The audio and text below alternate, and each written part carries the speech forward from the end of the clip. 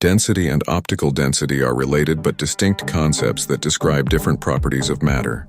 However, in the context of air, they are linked through the way light interacts with the medium. Here's an explanation of both terms and how they are related. Density. Density is a measure of how much mass is contained in a given volume of a substance. For air, it is typically expressed in kilograms per cubic meter, kgm3. It can be influenced by factors like temperature, pressure, and humidity. The equation for density is ρ frac mmol v. Where is the mass of the air is the volume the air occupies to optical density. Optical density refers to the degree to which a medium, like air, glass, or water, can absorb or transmit light. It's a measure of how much light is slowed down as it passes through a material. For air, optical density is typically related to the refractive index, which describes how light bends when passing through the medium. The refractive index is given by n frac c by where is the speed of light in a vacuum, is the speed of light in the material, in this case air. A higher optical density means that light travels more slowly through the medium. The relationship between density and optical density in air. In air, optical density is influenced by its physical density, but the relationship isn't direct.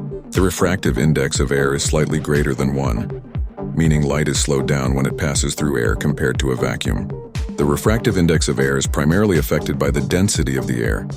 As the air density increases, for example at higher pressure or lower temperature, the refractive index also increases, meaning the optical density of air increases and light is refracted, bent, more.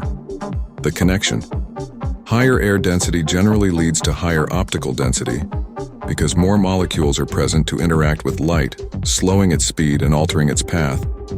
Conversely, lower air density, e.g., at higher altitudes leads to lower optical density, allowing light to pass through more quickly.